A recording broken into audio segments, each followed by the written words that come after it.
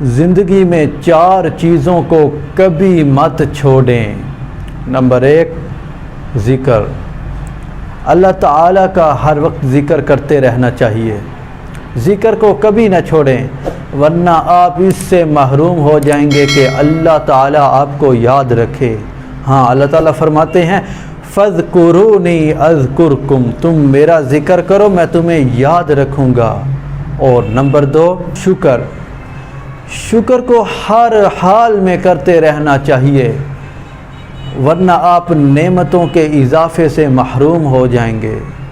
قرآن پاک میں آتا ہے وَلَئِن شَكَرْتُمْ لَأَزِيدَنَّكُمْ، تم میرا شکر ادا کرو میں تمہیں مزید دوں گا۔ اور نمبر 3 دعا۔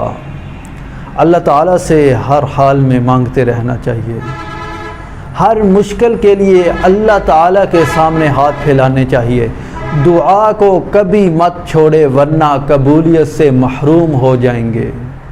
نمبر 4 استغفار۔ استغفار کبھی مت چھوڑیں، آپ نیک اعمال بھی کرتے ہیں لیکن استغفار کو کبھی مت چھوڑیں۔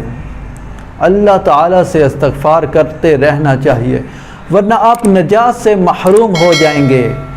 وَمَا كَانَ اللَّهُ مُعَذِّبَهُمْ وَهُمْ يَسْتَغْفِرُونَ، اللہ ایسا نہیں ہے کہ تم استغفار کرو اور وہ تمہیں عذاب دے۔ اسی لیے اللہ تعالیٰ خود فرما رہے ہیں میں ایسا نہیں ہوں کہ تم مجھ سے استغفار کرو اور میں تمہیں عذاب دوں۔